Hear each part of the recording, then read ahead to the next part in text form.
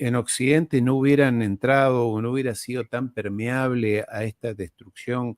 Yo no quiero sonar antiguo, ni viejo, ni conservador, pero esta destrucción moral que uno, no sé, lo ve en los Estados Unidos, en los países desarrollados, sobre todo en las grandes ciudades, donde hay un nihilismo, un descreimiento, un abatimiento, sobre todo en la juventud, que uno lo ve con el tema de la droga, los excesos y demás.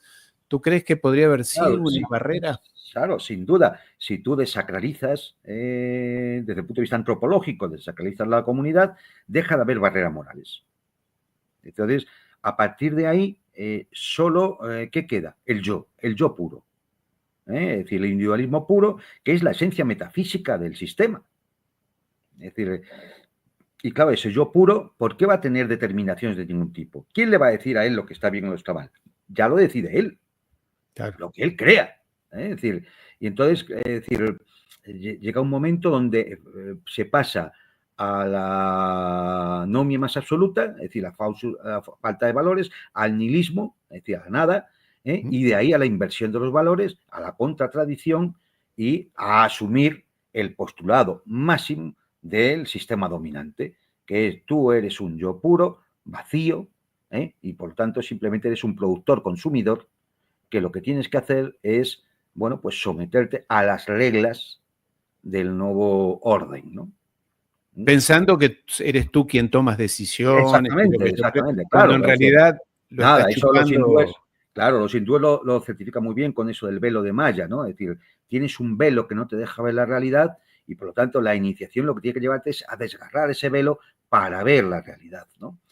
Claro, y Y en claro, Occidente lo que se ve son las películas de Hollywood, claro, Netflix y los medios de es, comunicación, que es el pensando velo. que tú libremente piensas, Claro, ¿no? que es el velo, y tú El piensas velo. que ese mundo de sombras que ves entre el velo es la realidad, cuando deja de ser más que sombras. Y tú conoces bien, Juan Antonio, acabas de regresar allí, el mundo ruso. ¿Por qué esto de Putin? Digo Putin por ponerle un nombre, me parece arbitrario, pero en Rusia hay coincidencia en no hacer publicidad y no permitir la publicidad ni la pornografía con infantes, todos esos términos que hay que evitar de mencionar aquí, Mm. y el cambio de sexo, mal llamado cambio de sexo, tratamientos hormonales, todo eso está prohibido y en Occidente se dijo es un dictador, es Claro, un antiguo y demás. porque todo eso que desde el punto de vista antropológico de la comunidad es negativo, va contra la comunidad.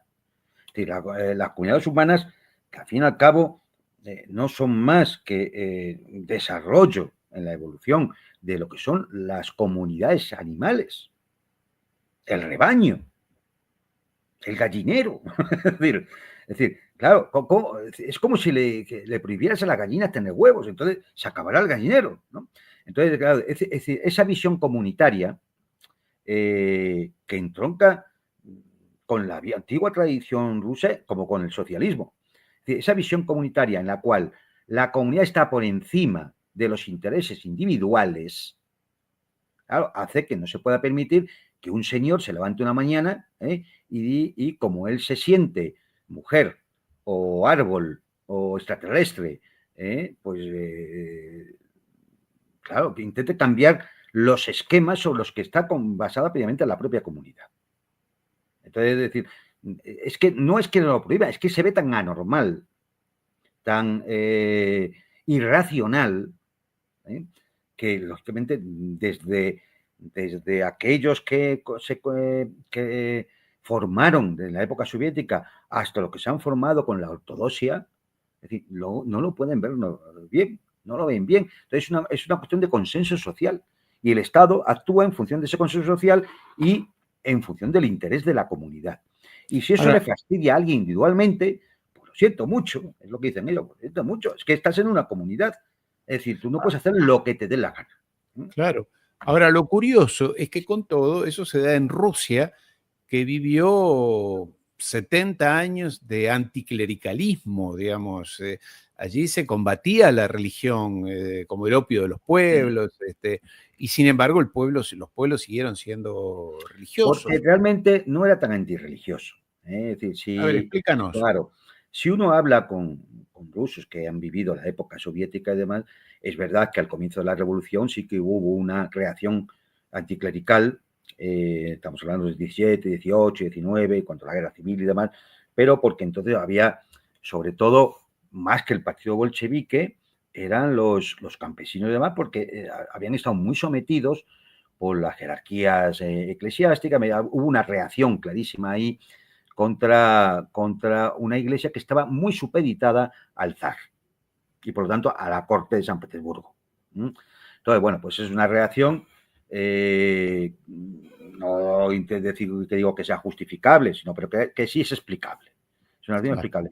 Pero luego, bueno, la cosa ya se normalizó y ya en época de Stalin la persecución religiosa era mínima. Es decir, solamente si afectaba a cuestiones del Estado. Es decir, si había un religioso que era un contrarrevolucionario y conspiraba contra el Estado, pues da igual que fuera religioso que no fuera religioso. Es que era un enemigo del pueblo, según el esquema de la época, ¿no? Es decir, yo he visto en Vladimir iglesias ortodoxas restauradas por Stalin.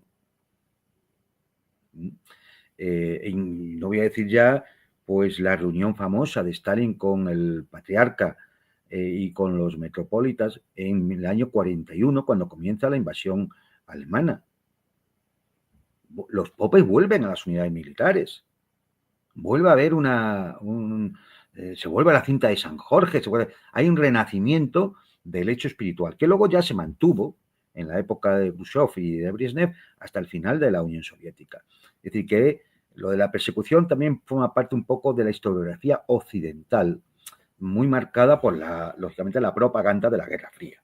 Es decir, yo no me he dedicado a ello, pero me gustaría ver un día las cifras reales en cuanto a lo que significó esa persecución religiosa, que ya digo, sí debió ser importante en los primeros años de la Revolución, pero claro, había una guerra civil, claro, en la cual un cierto sector del clero apoyaba a los blancos, porque apoyaban al zar. Es decir, entonces hay que entender que se da en una circunstancia de caos y de enfrentamiento civil, donde quizás no era una cuestión teológica o religiosa, por lo cual había una adversión, porque el pueblo seguía siendo religioso, sino que había otro tipo de cuestiones. Por lo demás, había en la tradición rusa, y yo no soy un experto en esto, pero por lo que he ido entendiendo, había ya una tradición comunitaria cuasi socialista, podríamos decir, en lo que llamaban los viejos creyentes, claro, que eran, antes de las reformas religiosas de Nikon,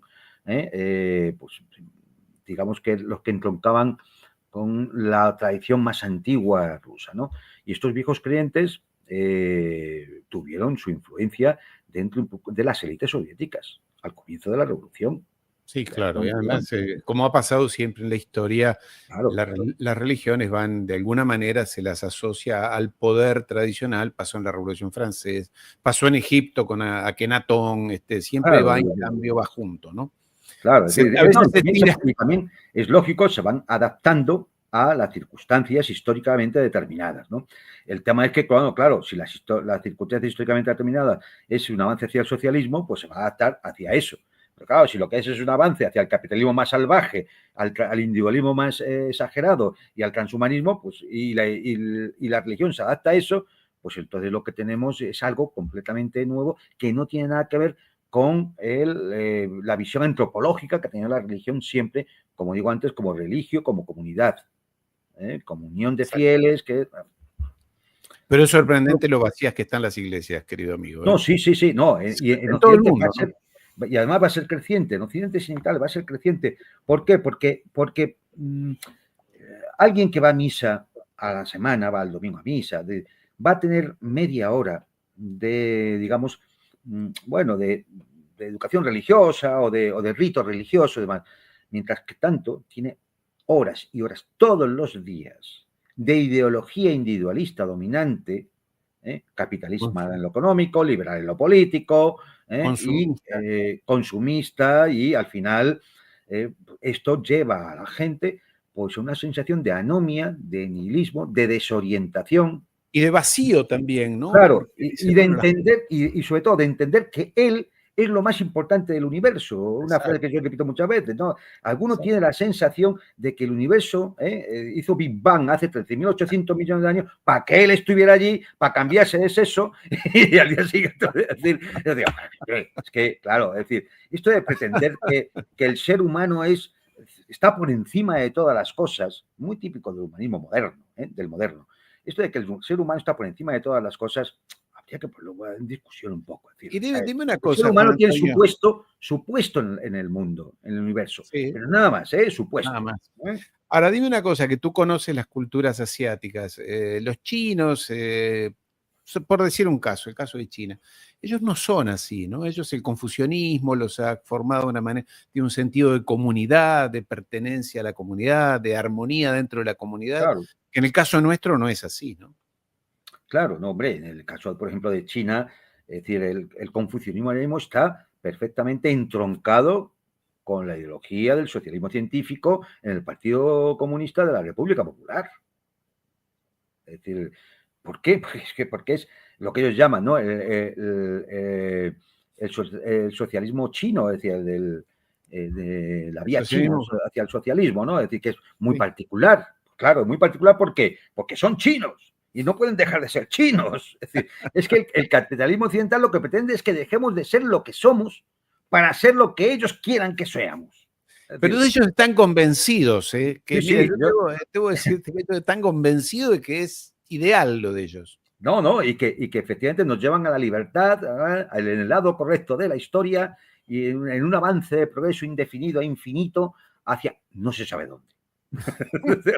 Fundamentalmente a engrosar sus cuentas corrientes. Y hablando de eso, Juan Antonio, el título de hoy, el tema de hoy era el Estado profundo, Trump, la CIA, el FBI. Yo lo veo, lo escucho, veo sus comentarios, leo algunas cosas que salen. El hombre parece que se va a pelear con medio mundo, con la CIA, el FBI, el Pentágono, va a sacar generales, va a sacar a generales de la industria de armamentos, pero por otro lado va y se reúne con ellos y les dice que van a hacer grandes negocios. Esto, lo que da título a la charla de hoy, el Estado profundo, yo te pienso preguntarte sobre esto de la CIA, el FBI. ¿Tú crees que realmente él va a hacer un cambio o es todo ficción? Mira, a ver, Intuición, ¿no? Ahora mismo yo creo que es un absoluto misterio, porque Trump puede hacer cualquier cosa. Es que, es decir, y claro, cualquier cosa significa que puede ser para bien o para mal. Porque él no, o sea, es la sensación de que él no tiene un proyecto fijo. Es decir, si le preguntáramos, a ver, Donald, ¿tú cómo quieres que sean los Estados Unidos dentro de 4 años? Que nos dirá que grande, como siempre, claro, y ya está. Pero no, es decir, no sé, es decir, pero entonces, ¿va a ser más saludable porque lo dice Robert Kennedy? Pues sí. Va a disolver el FBI, como ha dicho. Está loco. Le van a pegar 4 tiros en cualquier momento. Bueno, pero eso también quiero que lo pongas sobre. Ya le pasaron una bala por aquí. Yo claro, no sé. es decir, vamos a ver, es decir, eso es posiblemente por una cuestión de venganza personal, porque el FBI ha estado contra él desde el primer día que pisó la Casa Blanca. Ha estado contra él. Pues es una cuestión de venganza personal. Pero claro, no se puede un proyecto para hacer América grande de nuevo basado en las venganzas personales. No solo de él, sino del resto del equipo. Están todos. Sí. Claro, del resto del equipo. Las venganzas de los Max, las venganzas de Robert Kennedy, las de Tulsi Gabbard, son todo venganzas. Es decir, con lo cual puede pasar cualquier cosa. A ver, yo entiendo cuando él dice al complejo militar industrial que va a hacer grandes negocios, podemos entenderlo de dos formas. Una, que va a seguir armando guerras para que sigan estos tipos ganando dinero, es una posibilidad. No es lo que él hizo en los otros 4 años, pero es una posibilidad. O que, bueno, pues les dé dinero a mansalva para grandes proyectos carísimos que no sirven para nada. Por ejemplo, el avión F-35, el proyecto más ruinoso del Pentágono, para tener un avioncito que no va mucho más allá de lo que ya iba el F-22 Raptor, bastante más barato. Entonces, bueno, pues usted, es decir, ¿qué hay que hacer? Negocio. El complejo militar tiene que hacer negocio con grandes proyectos carísimos que los va a pagar el ciudadano norteamericano. claro, así, con sus impuestos. Bueno, pues es decir, en el fondo, ¿qué hará? No lo sabemos. No lo sabemos. ¿Qué va a hacer con el FBI? No lo sabemos. ¿Qué va a hacer con la CIA? No lo sabemos. ¿Con el Pentágono? Va a echar a generales, va a echar a coroneles, va a echar aquí zotal y azufre para desinfectar. Vale, muy bien, pero claro, cuando tú haces eso, ¿y qué vas a poner? Porque si vuelves a poner a otros tipos con la misma mentalidad, pues tú te irás dentro de 4 años, pero el que venga se va a encontrar otra vez la misma gusanera y la misma ratonera. Entonces, es decir, no sé, es decir, es que es una cosa que habrá que ver por dónde tira este hombre y lo que pasa es que habla de unas cosas que nos deja a todos un poco con la boca abierta y la pregunta es, ¿y será capaz de hacerlo? Sí.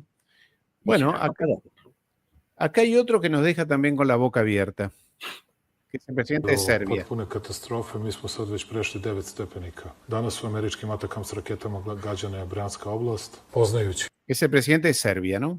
sve aktere, mislim da se niko neće libiti da upotrebi svo oruđe koje ima. I pošto će vam na zapadu reći da Putin igra igre i da ovim preti, a da se u stvari plaši, ja ću vam reći da